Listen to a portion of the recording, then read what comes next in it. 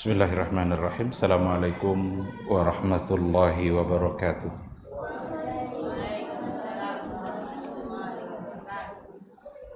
Innal hamdalillah nahmaduhu wa nasta'inuhu wa nastaghfiruh wa na'udzu billahi min shururi anfusina wa min sayyiati a'malina. May yahdihillahu fala mudhillalah wa may yudlilhu falan tajida lahu waliyyan mursyida. Asyhadu an la ilaha illallah wahdahu la syarikalah wa asyhadu anna Muhammadan abduhu wa rasuluhu la nabiyya wa la rasula ba'da. Ikhwati fillah, ma'asyaral hadirin wal hadirat, kaum muslimin dan muslimat yang dimuliakan Allah. Mari sama-sama kita awali kajian kita dengan mengucapkan puji dan syukur kepada Allah Subhanahu wa taala. Alhamdulillah, pada malam ini kita kembali dimudahkan dan diizinkan oleh Allah Subhanahu wa taala untuk duduk di majelis ilmu. Mudah-mudahan majelis ilmu yang kita ikuti ini bisa membuat kita semakin dekat dengan surganya Allah Azza wa Jalla. Man salaka tariqan yaltamisu fihi ilman sahalallahu lahu bihi tariqan ilal jannah. Barang siapa yang menempuh satu jalan menuju satu tempat, tujuannya adalah untuk mendapatkan ilmu, maka Allah akan mudahkan baginya jalan menuju surga. Kita berharap mudah-mudahan setiap majelis ilmu yang kita ikuti, hendaknya kita selalu mengikutinya dengan ikhlas karena Allah Azza wa Jalla. Apa makna ikhlas dalam menuntut ilmu? Kita menuntut ilmu itu untuk menghilangkan kebodohan dari diri kita. Kita menuntut ilmu itu supaya kita bisa melaksanakan agama kita lebih baik. Kita menuntut ilmu supaya kita bisa berbagi dan menghilangkan kebodohan dari orang lain dan dari masyarakat. Itu semua adalah makna dari ikhlas menuntut ilmu. Mudah-mudahan semua fadilahnya bisa kita dapatkan pada malam hari ini. Amin ya rabbal alamin.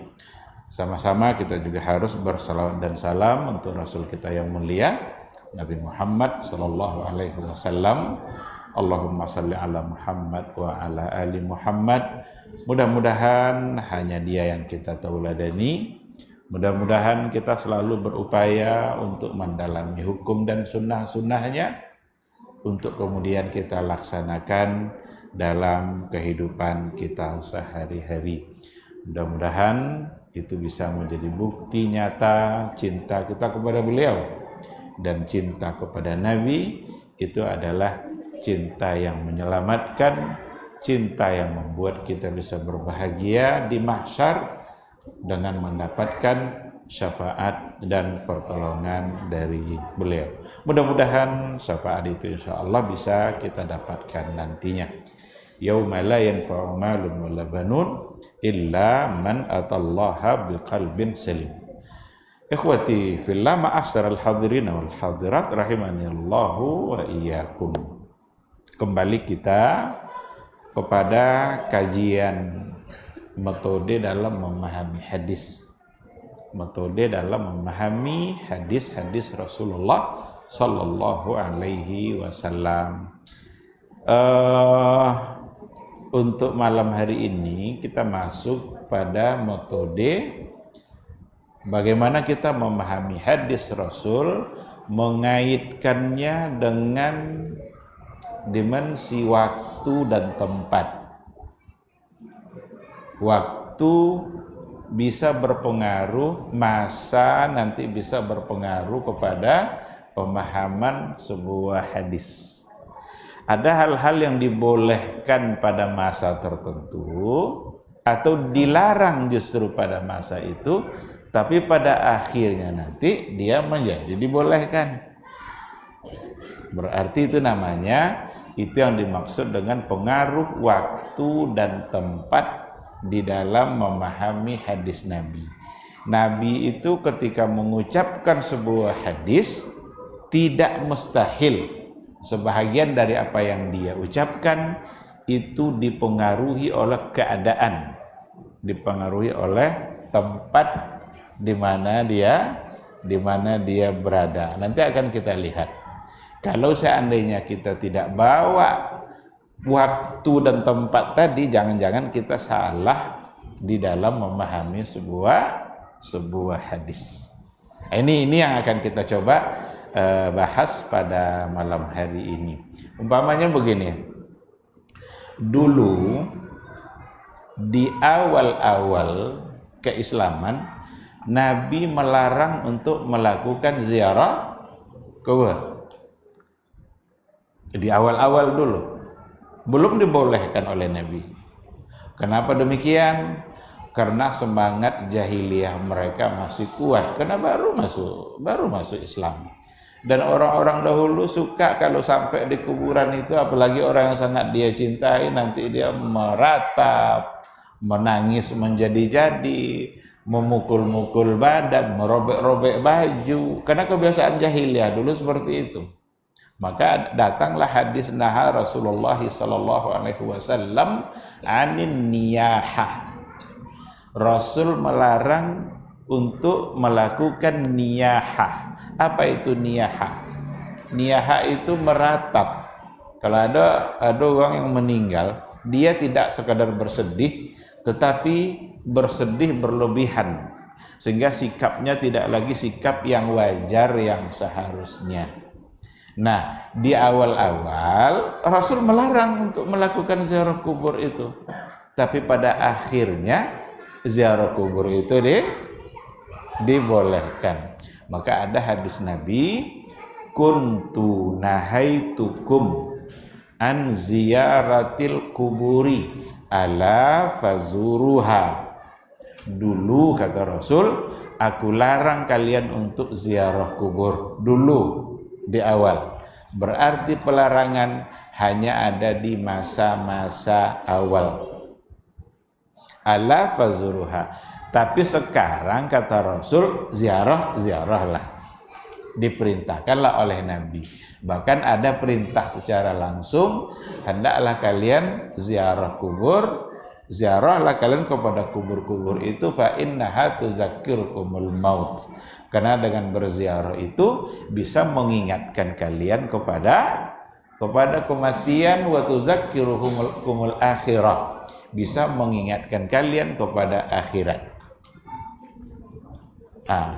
Jadi ini nampak oleh kita bagaimana waktu dan tempat, kapan Nabi mengucapkan, kenapa itu dilarang oleh Nabi. Salah satu dari alasannya memang adalah ketika kita memandang hadis itu dan memahaminya dalam dimensi waktu dan tempat. Kalau kita tidak pahami itu, seandainya kita ambil saja hadis-hadis yang melarang, berarti akan menjadi terlarang. Padahal larangan itu hanya di masa awal. Nah, tapi ketika Nabi sudah membolehkannya, ketika Nabi sudah memerintahkannya, apakah memang kebolehan itu sudah berlaku mutlak, baik bagi laki-laki maupun bagi perempuan? Di sini nanti para ulama disitulah mereka beristihad. Kalau untuk kebolehannya pada kaum lelaki itu disepakati, sepakat ulama bahwa Nabi menyuruh untuk berziarah ke kubur-kubur itu memang itu adalah perintah Nabi dan sunnah Nabi. Untuk laki-laki disepakati kebolehannya. Tinggal lagi perbedaannya bagaimana dengan kaum wanita, bagaimana dengan perempuan. Bolehkah mereka melakukan? Di sini ada yang mengambil keumuman hukum boleh, bahwa mereka boleh juga, tetapi ada sebagian mengatakan makruh karena perempuan itu tidak sama perasaannya dengan laki-laki. Seandainya perempuan datang ke kuburan ayahnya atau datang ke kuburan suaminya, tapi sampai di kuburan suami itu membuat dia tidak bisa menahan perasaannya, lalu kemudian dia meratap dan menangis, lebih baik tidak pergi. Lebih baik dia tidak ikut ke sana kalau memang akan membawa dia terjebak atau terjerumus kepada hal-hal yang tidak disenangi atau hal-hal yang dilarang oleh agama. Tapi kalau untuk laki-laki itu disepakati kebolehannya. Maka persoalan ziarah kubur itu sunnah Nabi. Nabi yang menyuruh. Jangan diduga dan dituduh pula nanti kita adalah orang-orang yang tidak membolehkan untuk ziarah kubur. Ketika kita membicarakan persoalan ziarah kubur, lalu ada hal-hal yang terlarang di situ, itulah inti pembicaraannya sebenarnya. Maka persoalannya bukan pada boleh tidak bolehnya ziarah kubur, tetapi apa yang dilakukan pada saat berziarah. Ini yang perlu dipahami oleh masyarakat secara luas. Karena banyak juga orang-orang yang orang-orang yang tidak mengerti dengan masalah yang sesungguhnya, dianggap bahwa kita adalah bagian dari orang-orang yang tidak membolehkan ziarah kubur. Bukan tidak membolehkan ziarah kuburnya, tetapi memperhatikan apa yang mereka lakukan pada saat berziarah. Nabi mengajarkan, Nabi datang ke kubur, ke Baqi', ada namanya pemakaman Baqi' di samping Masjid Nabawi, yang dulu rumah Nabi tidak jauh dari situ. Nabi pergi berziarah, kadang-kadang malam-malam Nabi berziarah. Sampai di sana, Assalamualaikum ya ahlal kubur. Ada lagi dalam riwayat, Assalamualaikum ya ahlad diyar minal muslimin. Selamat bagi kalian wahai ahlul kubur. Wa inna insyaallah bikum lahikun. Dan sesungguhnya kami insyaallah lahikun, akan menyusul. Jadi ketika berziarah, kita mendoakan orang yang ada di dalam kubur. Assalamualaikum itu kan doa. Boleh kita mendoakannya, karena memang orang itu butuh doa dari kita. Yang salah itu adalah ketika datang kita ke kubur-kubur tertentu, justru bukan untuk mendoakan dia, justru untuk meminta doa dari yang ada di dalam kubur. Nah, inilah masalahnya muncul.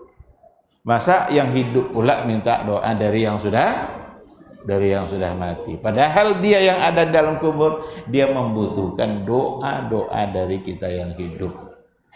Baik kita bagian dari keluarganya atau bukan bagian dari keluarganya, yang penting kita sesama muslim yang harus saling mendoakan. Apalagi kalau datang nanti ke kuburan, itu tawaf pula di kuburan itu. Tawaf itu adalah sebuah ibadah, tempatnya hanya Ka'bah al-Musyarrafah, Ka'bah yang mulia.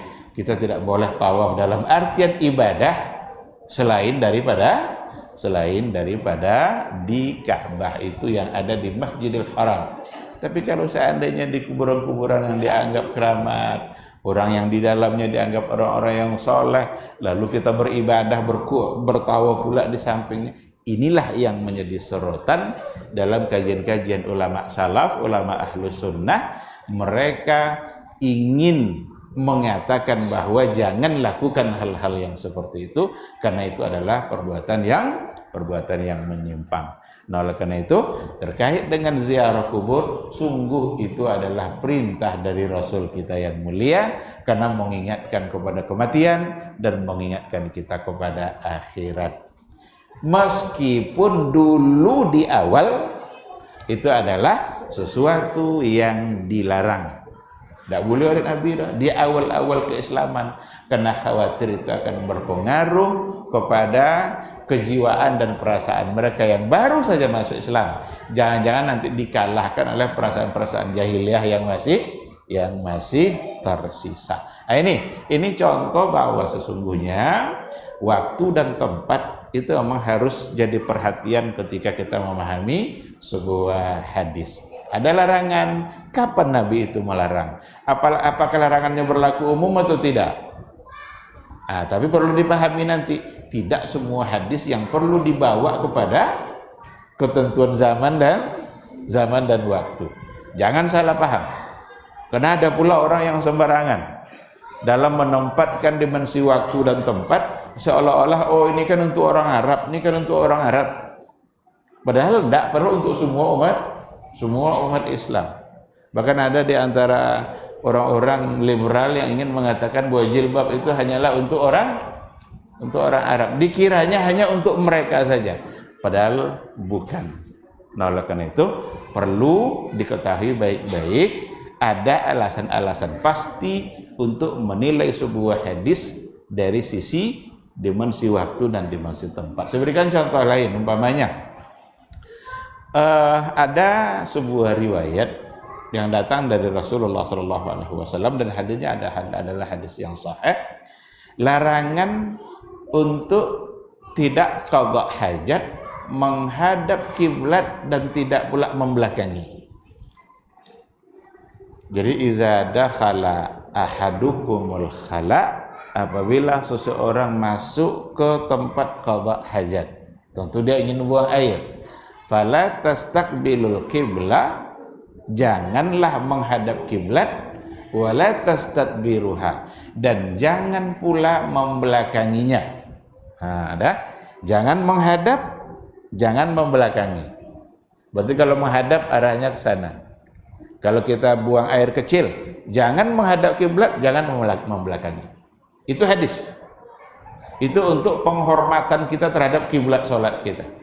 Masa sama arah kita sedang sholat sujud dengan qadha hajat? Tentu tidak boleh sama. Maka kita perlu menghormatinya. Tapi di ujung hadis itu kata Nabi, walakin, tetapi syarriku au gharribu, tetapi arahkanlah ke timur atau arahkanlah ke barat. Jadi jangan menghadap, jangan membelakangi, tapi arahkanlah ke timur atau ke barat.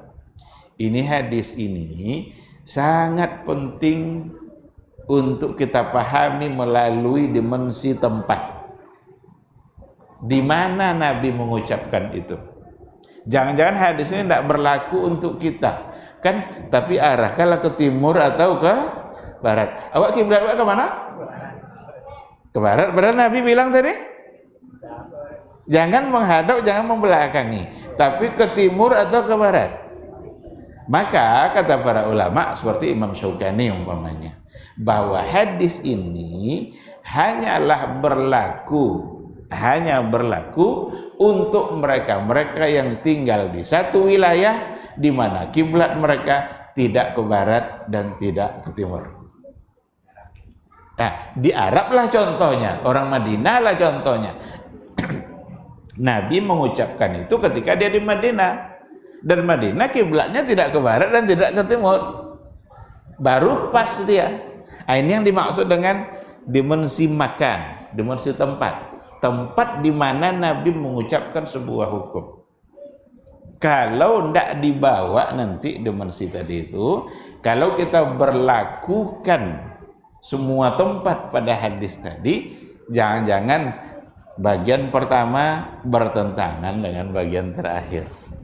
Karena bagian pertama jangan menghadap, bagian kedua arahkanlah ke barat. Kita kalau ambil hukum yang kedua tadi, bagian akhir dari hadis, arahkanlah ke barat, maka pipislah kita arah ke barat, berarti menghadap ada kiblat. Sementara Nabi mengatakan di awal, jangan menghadap, jangan membelakangi. Jadi nampak sekali pentingnya untuk memahami hadis berdasarkan dimensi waktu dan tempat. Nah, maka para ulama menjadikan ini sebagai sebuah poin tertentu, poin dalam manhaj metode memahami hadis Rasulullah sallallahu alaihi wasallam. Ada lagi contoh umpamanya dalam keadaan-keadaan berperang itu berbeda hukumnya nanti dan keadaan di saat mereka tidak berperang. Beda. Kalau seandainya ada di antara prajurit-prajurit yang melakukan kemaksiatan saat dia berperang, ini hukum belum ditegakkan. Belum ditegakkan saat itu.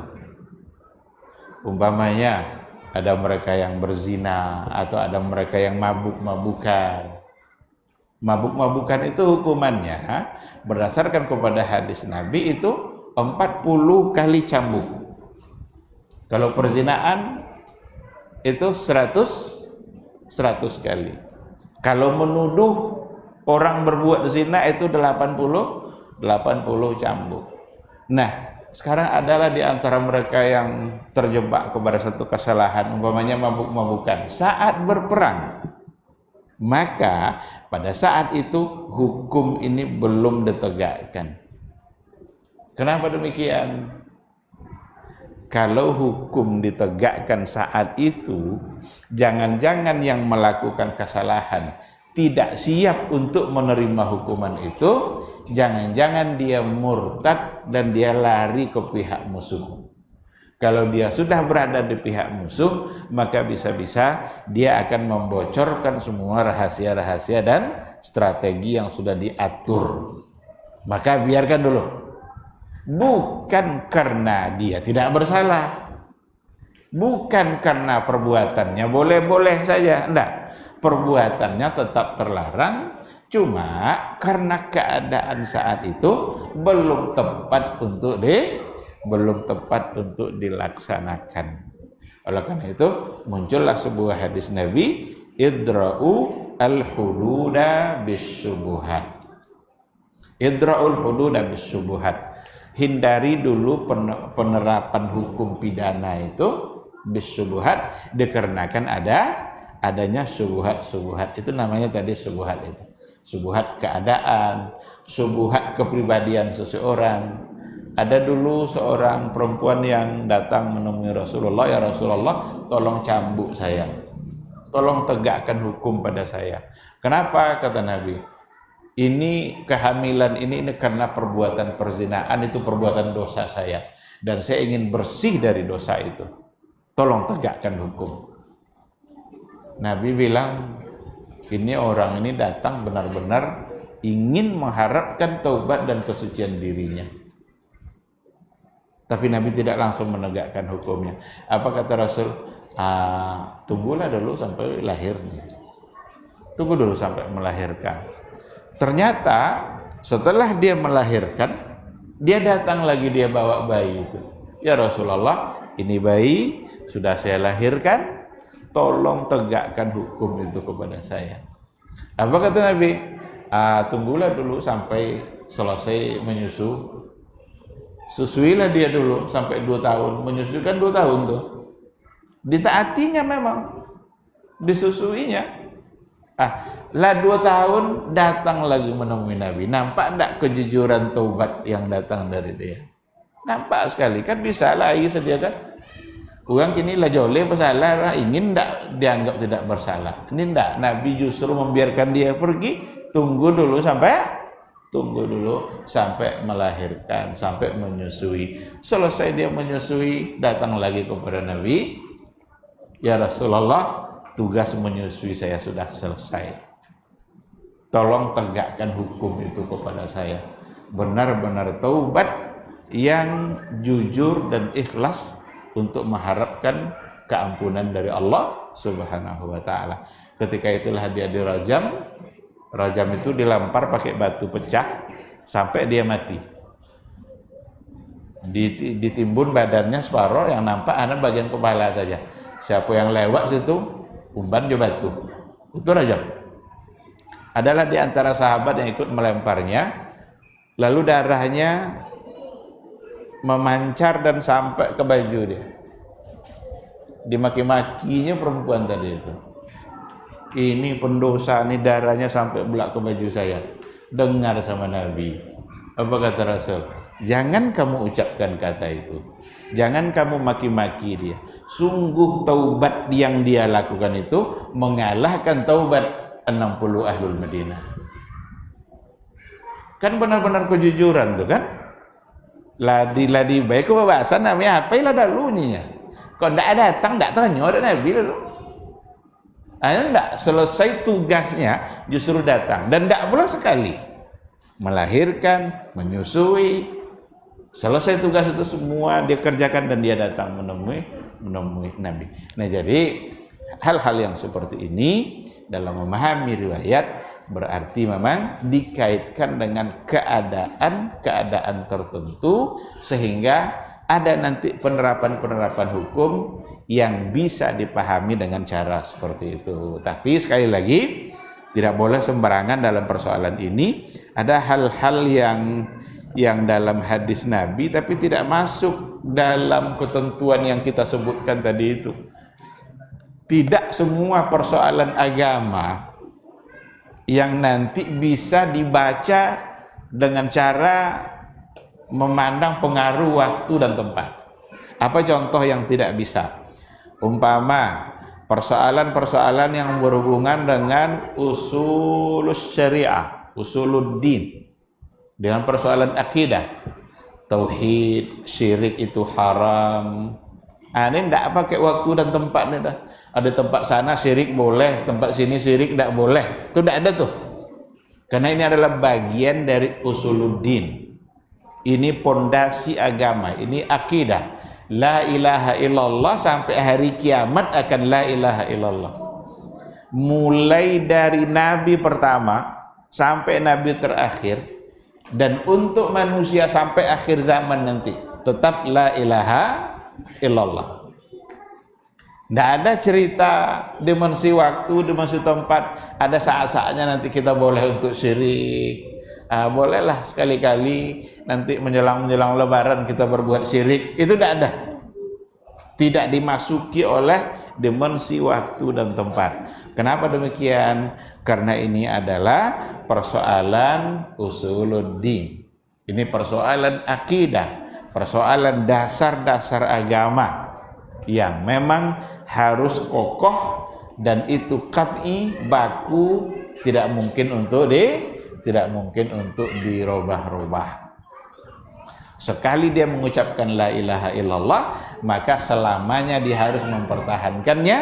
Tidak boleh nanti ada kelonggaran-kelonggaran lalu kemudian dia tidak meyakini la ilaha illallahnya, tidak boleh. Tetap wajib dalam keyakinan. Kecualinya itu bukan merubah hukum. Ada mungkin orang yang dalam keadaan terpaksa, seperti yang pernah dulu dialami oleh Ammar ibn Yasir. Ingat enggak cerita Ammar ibn Yasir? Dia punya ayah namanya Yasir, ibunya namanya Sumayyah.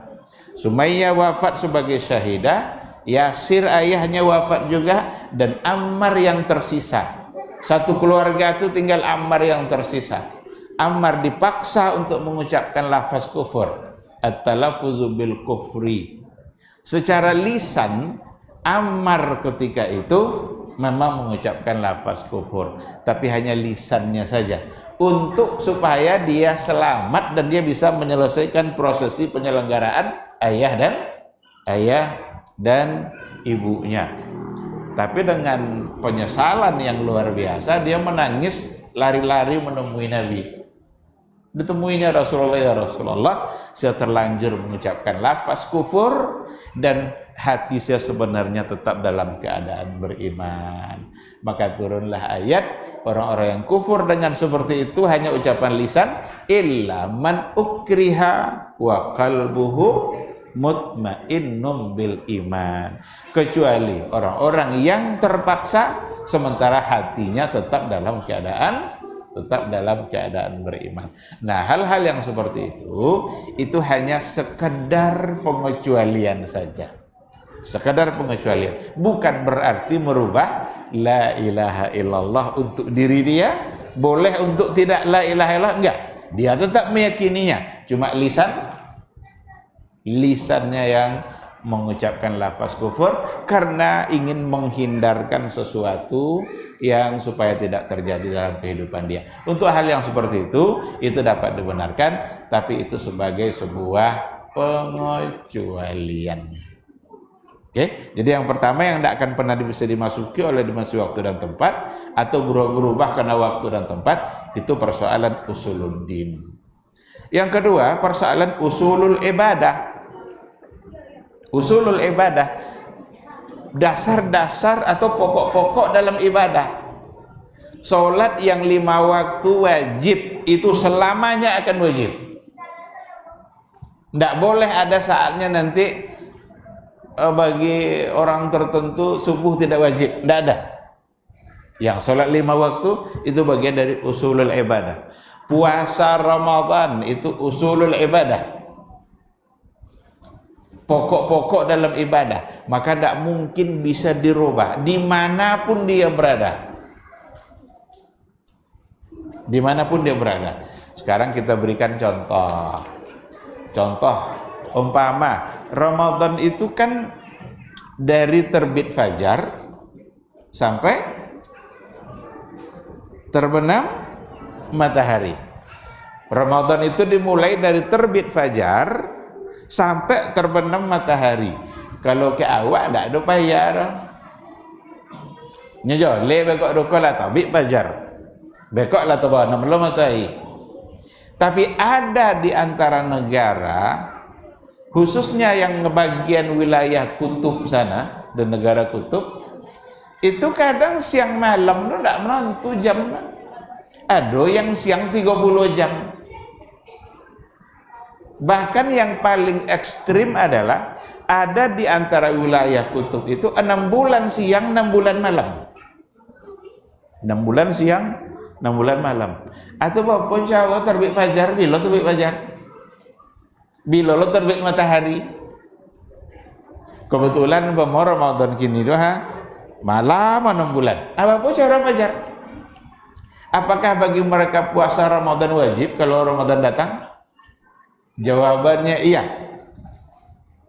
Itu bukti bahwa tidak dipengaruhi oleh waktu dan tempat. Karena kewajibannya sudah pasti sampai hari kiamat, tidak mungkin berubah. Maka mereka wajib puasa. Tinggal lagi para ulama.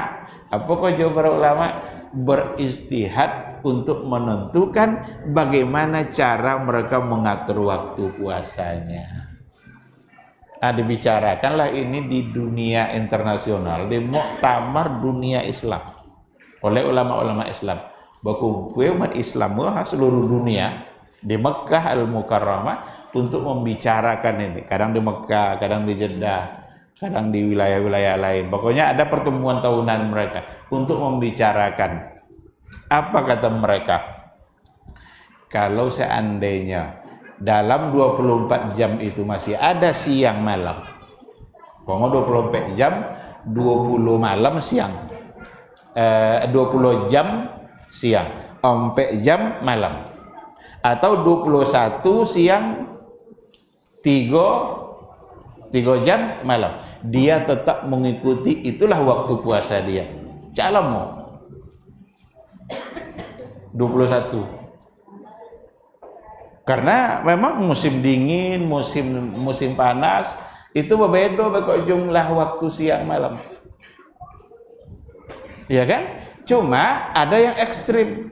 Tapi selagi 24 jam itu dia punya siang dan punya malam, maka para ulama cenderung mengatakan itulah waktu puasa dia. Malam mau dosa 21, itulah ujian bagi dia. Kami pernah di Maroko itu puasa cuma sekedar 17 jam di Maroko. Dalam Ramadan pernah 1 tahun dalam Ramadan itu siangnya itu 17 jam. Nyebeka maghrib jam 5 lewat, subuh jam 3.30, jam 3.25 azan subuh. Pernah di musim panas kan siang lama. Kalau musim dingin malamnya lama. Tapi begitulah negara Maroko tetap menentukan itulah waktu puasa kita. Tidak ada lama kan 7 boleh. Tinggi sih soalnya kalau awak kan 2 boleh 3 boleh jam gitu kan. Nah tapi di negara-negara yang memang ndak itu bagian negara yang abnormal ketentuan waktunya. Tapi selagi ada 24 jam siang dan malam, berarti ambil. Itu mayoritas. Walaupun sebagian ingin memberikan keringanan. Kalau sempat umpamanya 22 jam, tambah 2 jam. Ada yang mengusulkan begini, ambil waktu negara tetangga yang lebih normal. Negara tetangga yang lebih normal. Nah, kemudian bagaimana kalau seandainya siangnya 24 jam bukan lagi jadi aturan siang malam? Kadang 25 jam, kadang 30 jam siang. Nah, atau yang contoh tadi itu 6 bulan siang, 6 bulan malam. Salah satu dari usulan ulama dunia Islam ketika itu, mereka ambil waktu Mekah. Apa yang terjadi di Mekah kini itulah hukum untuknya. Umpama di Mekah kini sedang salat maghrib atau salat asar, umpama dia asar. Nya kemana kan madok lahnya 6 bulan siang 6 bulan malam tu apa ya? Nah, dengan mengembalinya ke waktu Makkah, kenapa harus Mekah? Karena itu pusat Islam, itu kiblat awal. Nah, sehingga ada di antara ulama yang mengusulkan, dan itu sangat logis sekali. Mereka ambil waktu Makkah al-Mukarramah. Apa yang terjadi di sana itu pula lah hukumnya bagi dia. Sehingga kalau di sana sudah berakhir waktu sahur, maka mereka berakhir pula waktu sahur. Untuk zaman teknologi sekarang itu tidak sulit. Kalau dulu mungkin payah. Kalau dulunya entah dulu Islam dulu situ tidak ya kan. Tapi sekarang kan Islam sudah ada di seluruh wilayah, sehingga dengan teknologi tidak akan sulit untuk menentukan sekarang di Mekah sedang apa. Tinggal buka aja channel-channel televisi secara langsung, kita bisa tahu di Mekah sedang mengerjakan apa. Nah, ini yang diistiadatkan oleh para ulama. Namun puasanya tetap wajib, tidak boleh ditinggal daerah, karena ini adalah usul. Ini adalah pokok-pokok dalam syariat, pokok-pokok dalam ibadah yang tidak boleh ditinggalkan oleh siapapun. Ada hal-hal yang haram, ada hal-hal yang wajib. Kalau sebagai usul, maka tidak boleh dirubah. Khamar itu haram, mutlak keharamannya. Di wilayah kutub itu kan dingin tuh. Mereka perlu menghangatkan badan.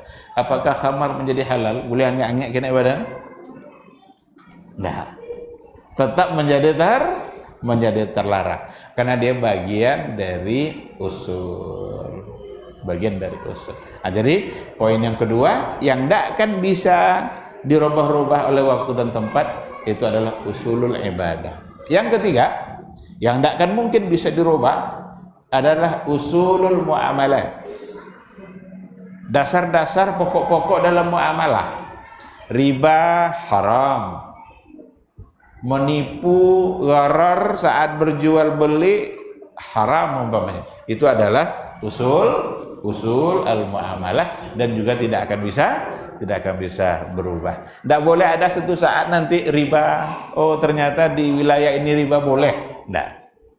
Ini menjadi poin yang harus tetap terjaga, tidak boleh diutak-atik. Baik, masuk waktu Isya, ada lewat waktu Isya. Kita jawab dulu sebelum azan, insya Allah kita sambung setelah azan.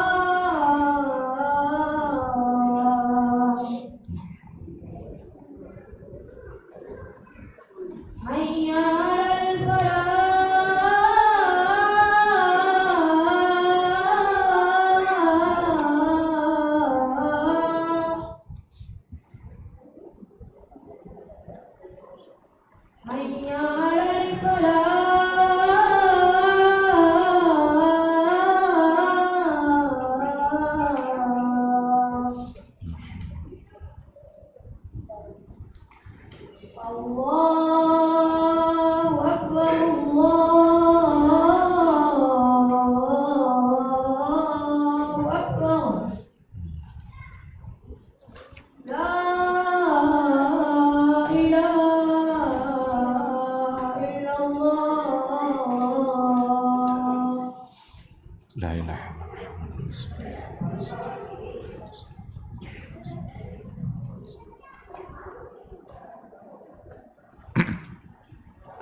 Bismillahirrahmanirrahim. Alhamdulillah wassalatu wassalamu ala Rasulillah wa ala alihi wa sahbihi wa mawala.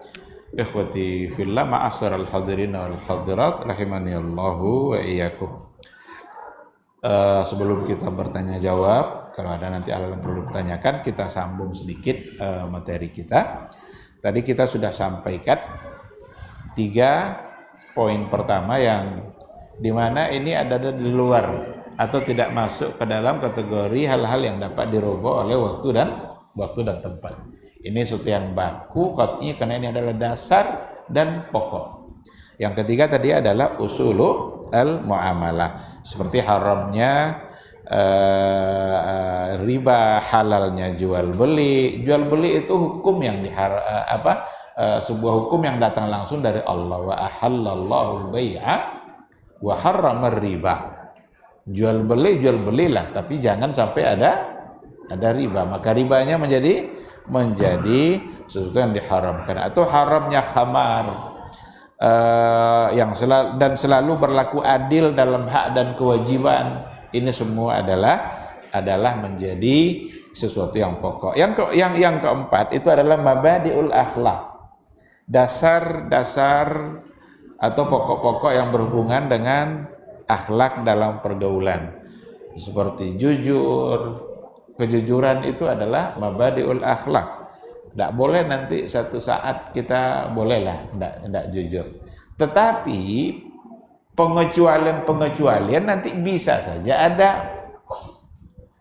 Umpamanya berbohong, kan jelas itu sesuatu yang diharamkan. Tetapi ada nanti pengecualian dalam kondisi tertentu, hanya untuk saat itu saja, bukan untuk merubah status hukumnya dari terlarang menjadi boleh. Kayak Nabi Ibrahim yang pernah terlanjur mengucapkan sesuatu padahal dia sebenarnya tidak ingin berbohong, tapi orang menganggapnya sebagai sesuatu makna yang lain. Kayak dia punya istri tapi dia bilang ini adalah saudara saya. Padahal yang dia maksud adalah saudara seiman, saudara seagama. Untuk hal-hal yang seperti itu hanyalah sebagai pengecualian, bukan sebagai hukum umum. Baik. Jadi ini berapa hal yang kita tidak boleh menyamaratakan. Nanti segala hadis dapat dipahami melalui ketentuan waktu dan tempat. Jangan sampai seperti itu. Ada hal-hal yang qat'i, yang baku, di mana dia tidak bisa dirubah-rubah. Coba kita lihat contoh yang ada dalam buku. Seperti ada di hadis Nabi, larangan untuk bermukim di negara kafir. Negara kafir itu seperti apa contohnya? Amerika umpamanya, Australia, Inggris, itu negara kafir. Barangkali jumlah muslimnya sedikit. Ada di antara hadis Nabi, contohnya begini.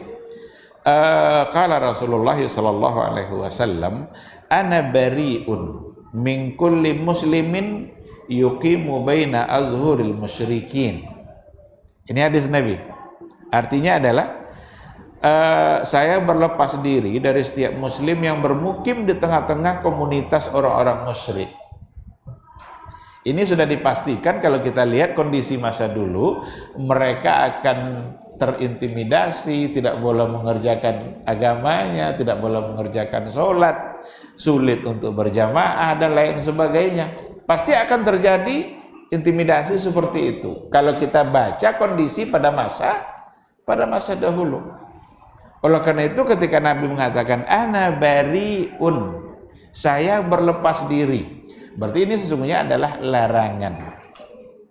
larangan untuk menetap di negara yang bukan negara Islam. Tapi kalau di negara muslim tentu saja masjidnya banyak, kita bisa mengerjakan ibadah secara leluasa. Kalau yang bukan muslim tentu mendapatkan masjid aja Kalau ada si koci ada mana-mana lo sudah tulis bawa ada. Bahkan yang namanya masjid itu diperuntukkan pada masjid besar, Islamic Center. Maka istilah-istilah Islamic Center itu sebenarnya adalah untuk di negara-negara yang memang itulah pusat keislaman mereka. Besar tetapi jaraknya jauh-jauh. Bisa-bisa satu wilayah hanya satu. Nah, tetapi hadis ini apakah memang berlaku secara umum sampai hari ini kita tidak boleh lagi seperti itu? Sekarang contoh, ada orang yang dengan tugas belajar, dia ingin belajar kimia umpamanya, nuklir di Amerika umpamanya. Tentu situ tinggal. Apakah mereka akan kena oleh hadis ini? Berarti tidak boleh orang. Atau mereka datang ke sana untuk berobat. Apa yang nyokian mau sebulan situ, atau sebagai perwakilan negara, duta besar, sekian tahun dia ditugaskan, sekian tahun pula dia tinggal di situ. Jadi ada semacam perubahan keadaan yang membuat kita tidak lagi menetapkan hukum yang sama yang ada pada hadis ini. Inilah yang dimaksud dengan bagaimana kita memahami hadis dengan memandang dimensi waktu dan tempat. Namun bukan pula hadis ini tidak berlaku lagi. Tidak. Seandainya ada orang hari ini di mana dia berada ternyata selalu dipersulit, jangan tinggi situ. Usahakan untuk kembali ke negaranya. Kenapa harus bersusah-susah pergi ke negeri orang sementara kita dipersulit untuk beribadah? Karena ada tujuan-tujuan tujuan-tujuan ekonomi dan lain sebagainya diutus oleh perusahaan. Saya pernah mendapatkan pertanyaan itu dari karyawan yang kalau nggak salah entah dari Korea atau dari Jepang. Dia bekerja di sebuah perusahaan, di mana di perusahaan itu ya muslimnya sedikit, hanya dalam hitungan jari saja. Gimana dia mau sholat? Sedangkan dia bilang untuk Jumat saja Pak Ustadz, saya mungkin sudah sekian lama meninggalkan Jumat. Cuma kenapa dia tetap di situ? Ya berarti ada keuntungan ekonomi kan, karena dia kalau perusahaan besar, negara-negara tertentu tentu gajinya besar. Sekarang ya kita lagi yang memikirkan. Tanyalah hati kita. Seandainya kita berada di satu tempat, mungkin godang gaji tapi 2 tahun situ 2 tahun pula tidak salat Jumat. Kan sonang hati so. Nah, bagi orang-orang yang mengedepankan agamanya, mungkin dia akan tinggalkan itu. Tapi bagi mereka-mereka yang lebih mengedepankan keuntungan duniawinya, sekian dolar sebulan, mungkin akan lebih mengedepankan. Maka untuk hal-hal yang seperti itu ya istafti qalbak, minta fatwalah kepada hati. Kita sebenarnya sebelum bertanya kepada ustaz-ustaz yang ada, bisa kita tanya dulu hati kita. Hati kita kalau sudah menjawab, dan hati itu jujur biasanya, da'ma yaribuka illa ma la yaribuk, tinggalkan apa yang membuat kamu ragu dan ambil apa yang membuat kamu nyaman. Maka kata Rasul, al-ismu ma haka fi nafsik wa karihta ayatali alaihin nas. Yang dosa itu adalah sesuatu yang terlintas di hati kamu, tidak nyaman hati wa karihta ayatali alaihin nas, dan kamu tidak ingin itu diketahui oleh orang lain. Kalau hati berkata-kata ndak lo ingin janda tentu dia orang, berarti di situ sudah ada dosa, dan hati kita ternyata bisa menjawab untuk hal-hal yang seperti itu. Jadi baik, hadis ini perlu dipahami dengan dimensi waktu. Karena ada saat-saat di mana kita harus berada di sana, seperti untuk belajar, untuk berobat, orang-orang yang di kedutaan dan lain sebagainya, atau untuk berbisnis, bermuamalah kan dibolehkan muamalah sesama umat manusia tanpa pandang agama. Islam pun membolehkan, tidak apa-apa. Nabi aja pernah berhutang sama orang Yahudi. Bahkan pernah menggadaikan baju besinya untuk sekian karung gandum. Digadaikannya baju besi. Seperti muamalah dengan yang bukan muslim itu dibolehkan. Sekarang ketika muamalahnya di level internasional, tentu membuat mereka harus ke sana, sehingga tidak bisa dikatakan bahwa Nabi akan berlepas diri dari semua orang yang tinggal di sana. Perlu dibaca dalam konteks tempat dan waktunya. Namun ya, seandainya memang akan membuat kita sulit untuk mengerjakan agama kita, jangan tinggal situ, tinggalkan itu. Lebih baik kita mengedepankan Allah daripada mengedepankan keinginan hawa nafsu. Baik, contoh kedua, contoh terakhir insyaallah, hadis yang berkaitan dengan zakat fitrah. Dalam hadis Nabi, zakat fitrah itu sa'an min tamrin au sa'an min sya'irin. 1 sa' kurma atau 1 sa' gandum. Bagi semua umat Islam, laki-laki, perempuan, anak kecil, dewasa, merdeka, hamba, semua wajib bayar 1 sa' kurma. Ini perlu kita baca dalam konteks tempatnya. Siapa di antara kita yang membayar zakat fitrahnya pakai kurma? Padahal dalam hadis kurma. Maka yang jadi patokan bukan kurmanya, tapi adalah makanan pokok. Ketika makanan pokok kita adalah beras yang dimasak lalu menjadi nasi, maka itu pula lah yang dibayarkan dalam zakat fitrah. Bagaimana kalau seandainya satu komunitas makanan pokoknya sagu umpamanya? Bayar zakat fitrahnya berarti pakai sagu, karena itu makanan pokok. Oleh karena itu, intinya bukan pada kormanya. Kenapa Nabi bilang di sini korma? Karena memang dulu pada masa dia itu adalah sebagai makanan pokok. Nah, sehingga intinya ada pada makanan pokok. Apapun maka boleh untuk dibayar, tidak mesti terikat dengan kurmanya, tapi terikat dengan makanan pokoknya. Nah, tinggal lagi yang diperselisihkan oleh para ulama, bolehkah makanan pokok ini diganti dengan uang yang seharga? Nah, ini yang menjadi perselisihan antara Abu Hanifah dengan jumhurul ulama. Kalau Abu Hanifah lebih memandang kepada maqasidu zakatil fitrinya, tujuan kenapa zakat fitrah dianjurkan,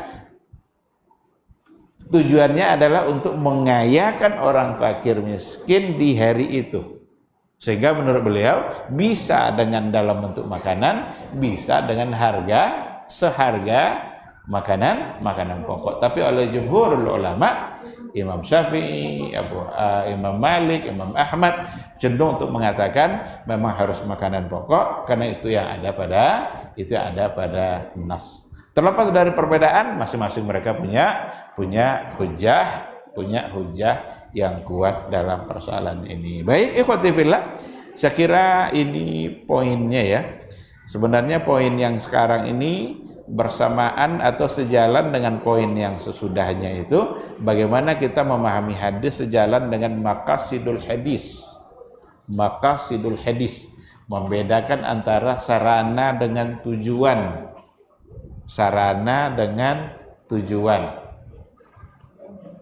Ada sebuah riwayat, apakah riwayat itu memang itu yang diinginkan oleh Nabi, ataukah itu hanya sekedar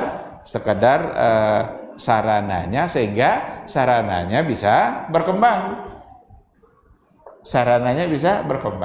Menuntut ilmu itu sebagai sebuah kewajiban, fardhatun ala kulli muslim.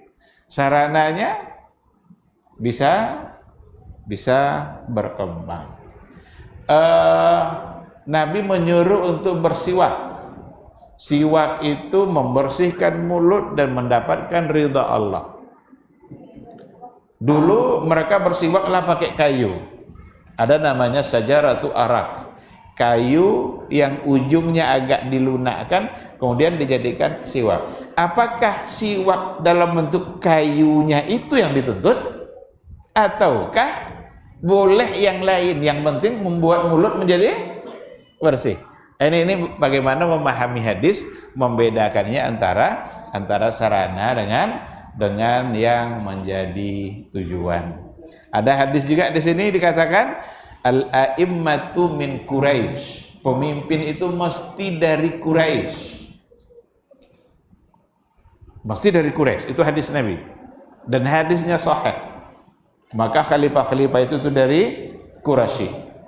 Tetapi kenapa Nabi mengatakan itu? Gimana kalau suku Quraisy sudah tidak ada? Siapa yang mau diangkat jadi pemimpin? Tengok, kenapa dulu Nabi menyampaikan itu? Maka kata Ibnu Khaldun dalam kitab Muqaddimahnya, dulu suku Quraisy adalah orang yang paling disegani di wilayah Arab, dan mereka memang punya kemampuan kepemimpinan. Sehingga Nabi mengatakan al-a'immatu min Quraisy. Sehingga yang dilihat adalah kualitas seseorang dalam kepemimpinannya. Karena ketika orang Quraisy sudah tidak ada, apakah nanti tidak boleh memilih pemimpin yang lain? Tentu saja dibolehkan, asalkan memang dia mampu. Wallahu subhanahu wa ta'ala a'lam. Sekira ini yang menjadi bahan kajian kita pada malam hari ini. Seandainya ada yang perlu untuk didiskusikan, silahkan. Kalau ada yang mau dipertanyakan.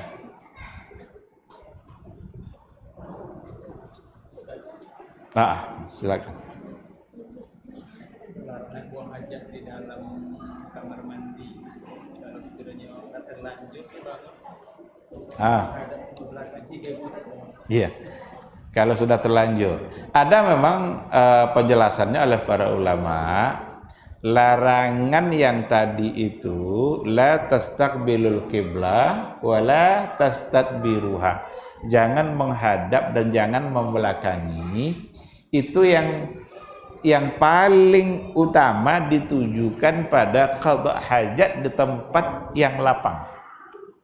Kan dulu dulu kan Nabi saja kalau ingin qada hajat, kadang kalau dalam perjalanannya kan dia pergi sedikit agak menjauh. Dia menjauh sehingga tidak kelihatan. Dia berada di tempat yang tidak tertutup, cuma tidak kelihatan kena padang pasir. Nah, ini yang paling ditekankan untuk tidak menghadap. Adapun kalau seandainya sudah ada dalam bentuk bangunan, ini pelarangannya memang sudah lebih ringan. Kalau bisa kita jaga ya alhamdulillah, bagus sekali. Tapi ketika memang sudah terlanjur dibangun, insya Allah tidak mengapa, karena dia sudah dibatasi oleh dinding. Karena ada satu riwayat yang datang dari salah seorang sahabat yang mengatakan bahwa Rasulullah SAW ketika di rumah istrinya yang bernama Maimunah, itu dia qada hajat tapi di dalam rumah, dan itu menghadap kiblat. Kalau nggak salah dari Ibnu Abbas, kalau tidak salah. Artinya dibedakanlah antara di tempat terbuka dengan di tempat yang tertutup. Jadi kalau sudah terlanjur ya boleh buat, insya Allah tidak mengapa. Walaupun tempat tertutup, kalau seandainya kita atur dari awal, itu tetap akan lebih baik karena membuat kita menjadi nyaman, insya Allah. Wallahu a'lam. Ada lagi? Ini pertanyaan. Ustaz, bagaimana dengan doa kafaratul majelis? Apakah sahih atau tidak sahih? Ada riwayat yang bercerita tentang doa kafaratul majelis. Kalau seandainya akan berpisah dalam satu majelis, maka ada kafarahnya. Kenapa disebut dengan kafaratul majelis?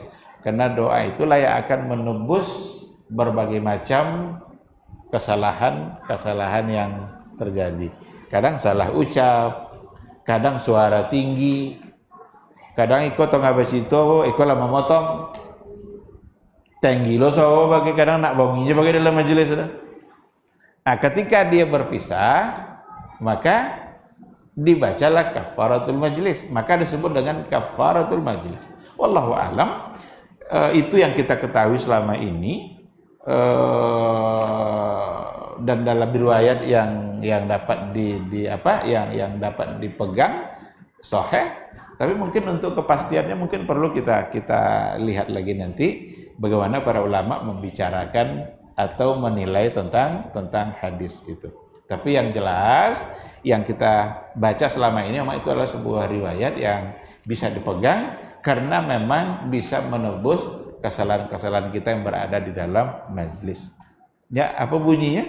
Subhanakallahumma wa bihamdika asyhadu an la ilaha illa anta astaghfiruka wa atubu ilaik. Berarti kita diantaranya memohonkan keampunan dan bertobat kepada Allah atas kesalahan-kesalahan yang terjadi.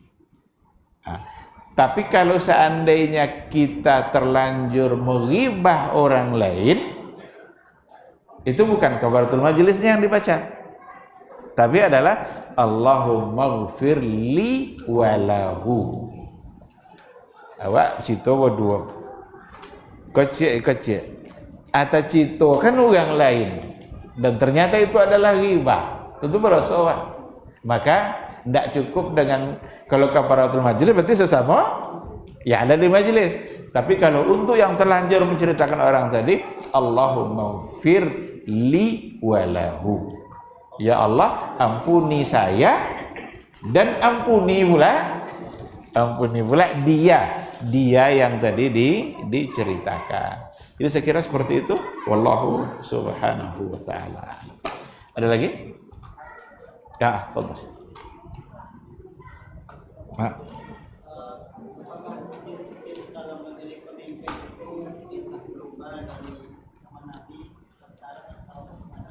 Sistem memilih pemimpin.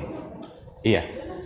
Kalau kita tengok dalam catatan sejarah, memang kita menemukan tidak ada satu kata pasti cara memilih pemimpin. Rasulullah Shallallahu Alaihi Wasallam ketika dia wafat, dia tidak menentukan siapa yang akan menjadi pemimpin sesudahnya. Maka bermusyawarahlah sahabat Muhajirin dan Ansar. Muhajirin memilih satu pemimpin. Ansar kalau nggak salah Sa'ad ibnu Ubadah atau Abu Ubaidah ibnu Jarrah. Antara Sa'ad ibnu Ubadah kalau tidak salah. Itu orang yang paling terhormat di kalangan Ansar. Dari Muhajirin ada Abu Bakar As-Siddiq. Bermusyawarah mereka di Bani Saqifah. Tapi sebelum terjadi pemilihan suara itu, Umar ngomong dulu. Ya ma'syaral muslimin, ya ma'syaral ansar, ya ma'syaral muhajirin. Abu Bakar ini, kata beliau, orang yang sudah dipercaya oleh Rasul kita untuk memimpin akhirat kita. Nyokatu Nabi Saki yang jadi imam Abu Bakar. Rasul sudah percaya kepada dia untuk memimpin akhirat kita. Tidakkah kita ingin percaya agar dia memimpin dunia kita? Seakhirat lah percaya Nabi kayaknya, apalagi untuk dunia. Akhirnya tidak jadi pemilihan. Mereka sepakat semuanya untuk mengangkat Abu Bakar. Karena Rasul sendiri tidak memberikan pesan apa-apa. Nabi hanya mengisyaratkan saja orang ini. Bahkan untuk 4 khalifah itu ada di hadis tuh urutannya. Cuma isyarat. Nah, Abu Bakar As-Siddiq itu sifatnya istikhlaf. Istikhlaf itu menentukan siapa yang memimpin sesudahnya. Ditunjuknya Umar. Pada masa Umar bin Khattab, beliau tidak menunjuk satu orang, tapi ada 6 orang pembesar sahabat. Silahkan yang berenam ini bermusyawarah. Sa'ad bin Abi Waqqas, Utsman bin Affan, Ali bin Abi Thalib. Ada 6 kan? Siapa lagi? Zubair bin Awam, Talha bin Ubaidillah, Masya Allah. Tahu mereka sejarah ini. 6 orang. Kalau kita sekarang mengistilahkannya dengan tim formatur. Ada tim formatur istilahnya kan? Sekian orang untuk bermusyawarah.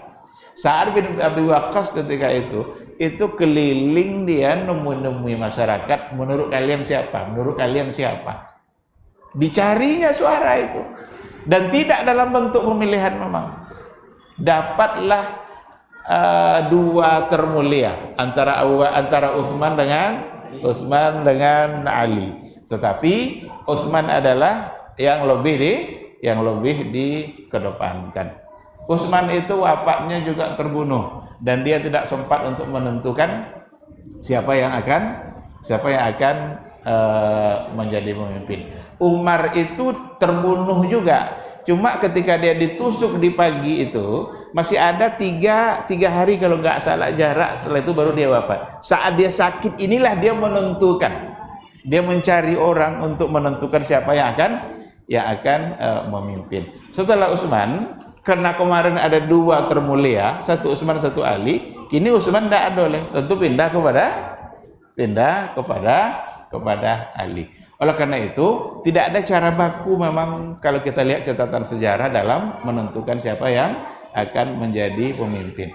Mau ditunjuk ada contohnya, mau dipilih juga ada, mau pakai tim formatur juga ada. Nah, oleh karena itu barangkali ya diserahkan kepada pemimpin yang ada dengan sistem yang mereka pilih, asalkan pemimpin yang tertunjuk melaksanakan tugasnya dalam koridor syariat dan ridha Allah Subhanahu wa ta'ala. Jangan sampai pemimpin yang ditunjuk mengharamkan yang dihalalkan atau menghalalkan yang diharamkan. Itu. Jadi kalau pertanyaannya apakah ada cara khusus, gitulah dalam catatan sejarahnya. Tidak ada cara baku, berarti ada cara yang bervariasi. Wallahu a'lam.